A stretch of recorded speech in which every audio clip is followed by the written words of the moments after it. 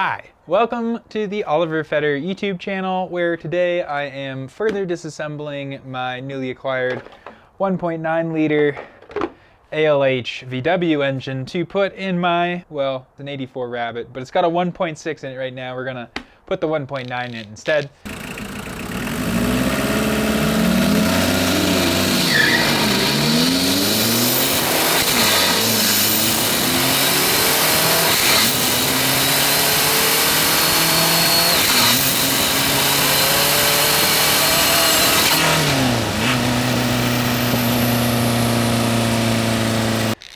I just got this motor and I'm not sure of the condition of it. Last time I checked the valve situation and took off a bunch of useless accessories.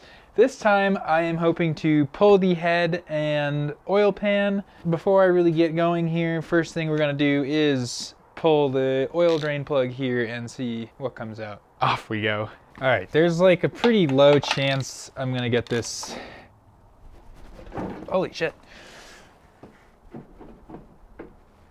That's fucked up. All right, so we're stuck at step one. Just remove the drain plug. And I mean, I am yarding on this thing. Oh, knew I was gonna pinch my hand in it. All right.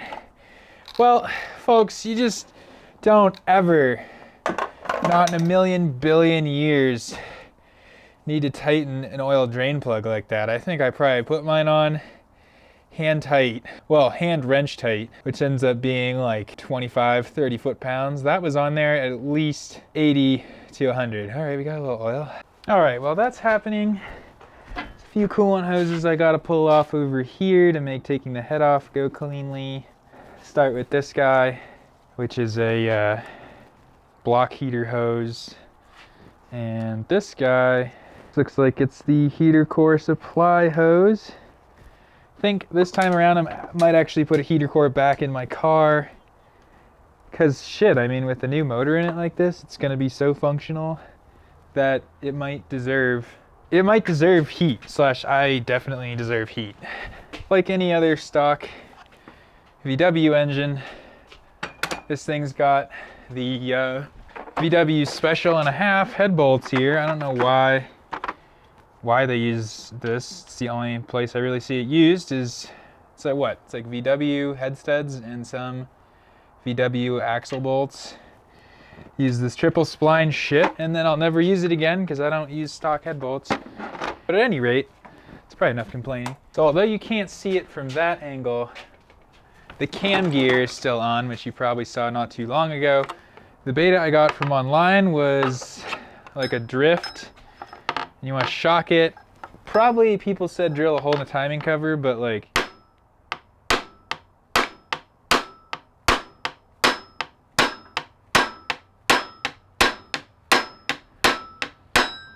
there we go.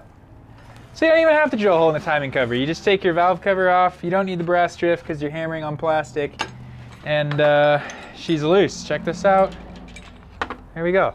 That was easy. So part of me was like, oh wow, it'd be cool to take these all off by hand, because then I would know what it feels like, but screw that. I don't know if I'm gonna get enough torque transferred through these stupid adapters for this to work.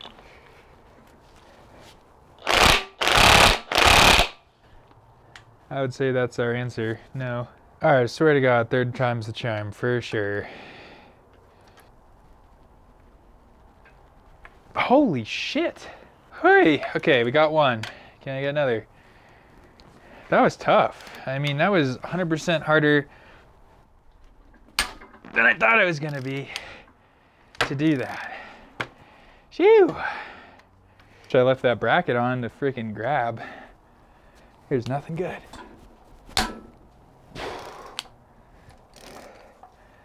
Yeah, I kind of believed those would work. I remember taking off my 1.6 ones and they are not this hard.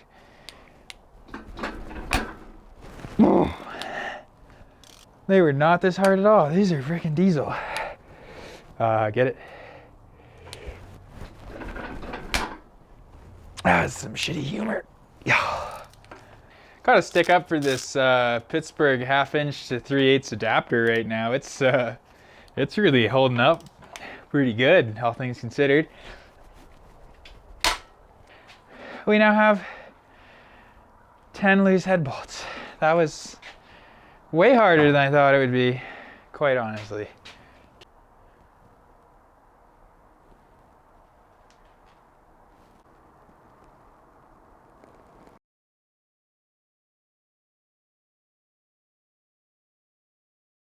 Okay, this is now in theory totally loose, but fucking Jesus help me if I can get it off. The fuck, VW, you made this one too good. It doesn't even come apart. You don't even need head studs, guys, to make your 1.9 work. You just put the head on it and it just works just like that. You don't even, holy shit, finally, there we go. That's it. You don't even need head studs. You just throw it on. Ooh. It looks so good. Oh my God. I'm so excited. I shouldn't have taken it apart even. But now I know. I mean, look at it. It looks so good. Oh. All right, set this down gently somewhere.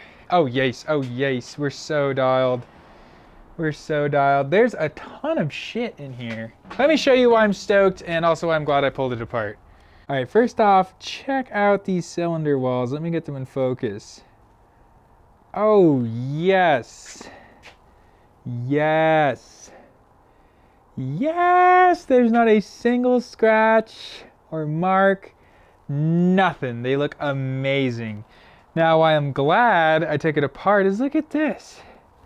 Do you see this shit? The guy I bought this from was doing a swap into a Ford Ranger, I believe.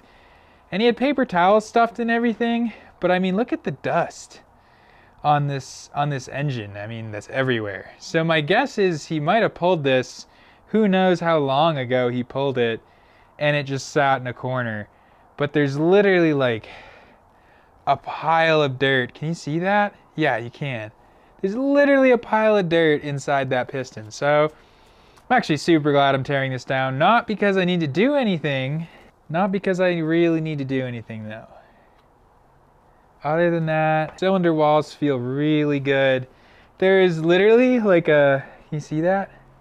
There's a dead fly right there. Oh, I'm so glad I pulled the head. Stoked! I actually didn't get porked on buying this engine. That is huge. Oh, this is the other thing that looks dialed already.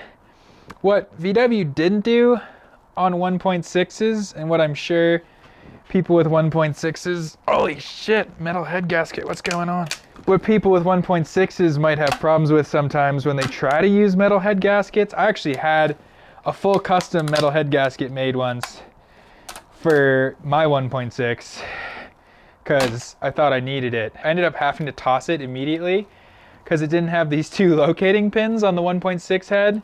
So as soon as you put the manifold on, it slides down. Put it all together, clamped it, and it immediately bent right here because it wasn't aligned. And then also my pistons hit it. So putting a metal head gasket on the 1.6 can definitely be tough. It's so dirty. I might honestly like, all right, let's start that again. Hopefully there's not as much this time, but I kind of feel like there's gonna be just as much.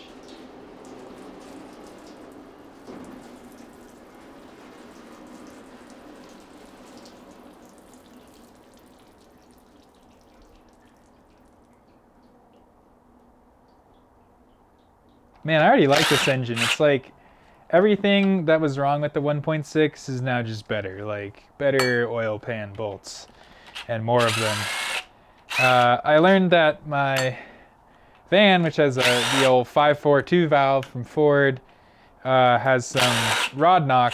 I didn't learn that it was knocking today, but I just finally figured out that that was the particular issue. So it's excellent news to learn that at least this engine that I purchased out of the blue for my VW is looking absolutely mint so far.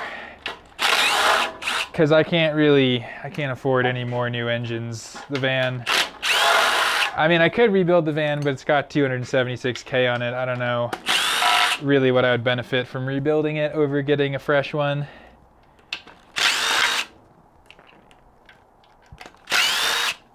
Oh, this is great. This is good fun. Da da da da da da. Do. And it looks like VW gave us some convenient places to put screwdrivers. Come on. Need to rethink my life a bit, I guess. That's crazy. Woo! Damn. You know, whoever did rebuild this engine, which I now believe fully that it was rebuilt at some point, before it sat and collected this much dirt, you know, they did a banging job. This thing has been sealed like an absolute castle, for lack of a better word. Like, no chance this thing was gonna leak. Look at that. Great. Just great. We love it. That's cool. Oil pump ST. Nice. I mean, it's just a good ass, clean ass, beautiful looking motor is what it is. Let's go. Just feast your eyes. The oil certainly looks old in there, but I mean, other than that, it looks clean and tight and tidy.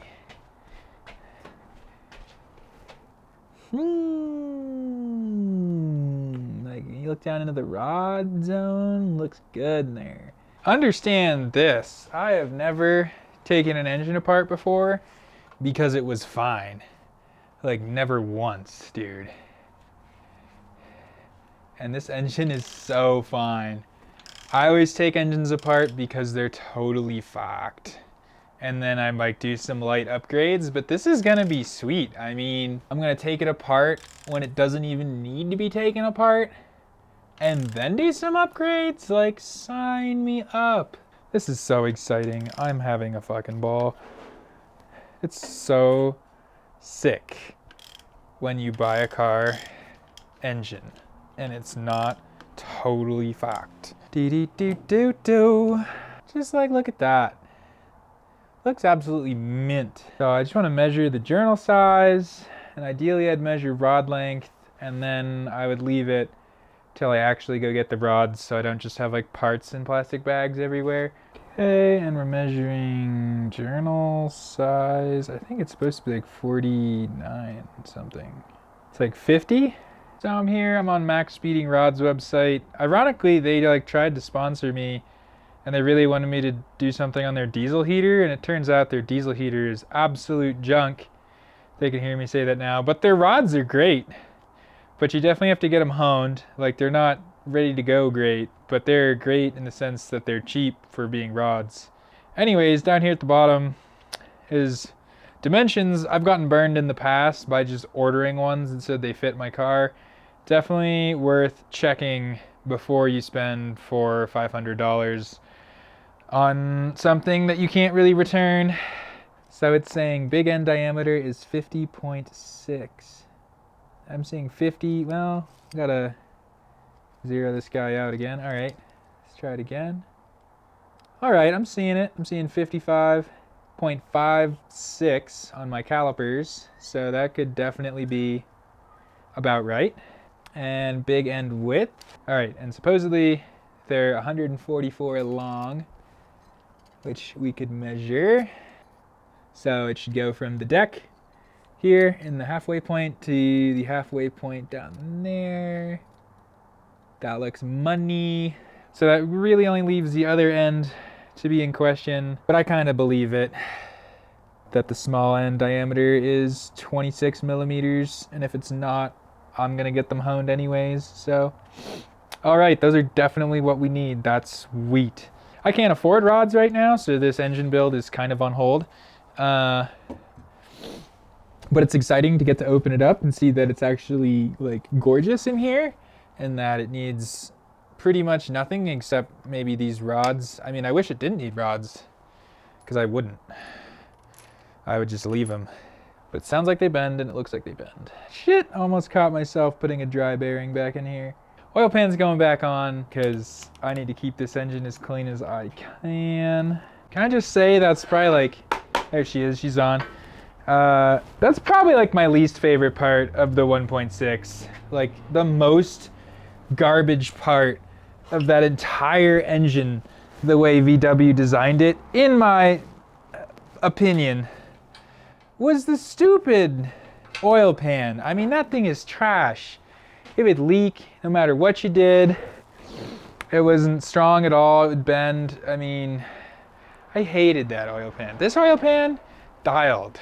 Love it already, perfect. So I'm just giving the piston heads a quick clean. Nothing crazy. You can see I left all the tough deposits on there, but it's pretty sick. You can actually see, at least I'm assuming this is what I'm seeing, is the injector spray pattern, right? See this like star shape?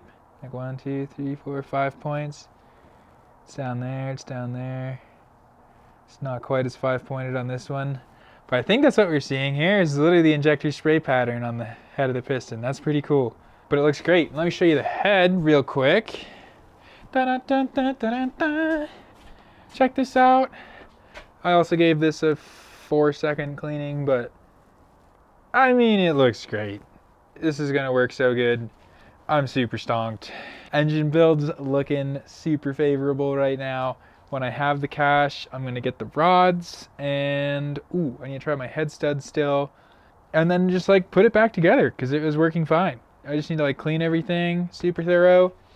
I feel like maybe porting the head based on how this looks could be a worthy investment, especially the exhaust. Nothing crazy, just kind of like what I did to my 1.6, just go in there and like clean up where the manifold meets the head, but nothing's broken, nothing's fucked. Thank you for watching. Hope you have a nice day out there. Appreciate you.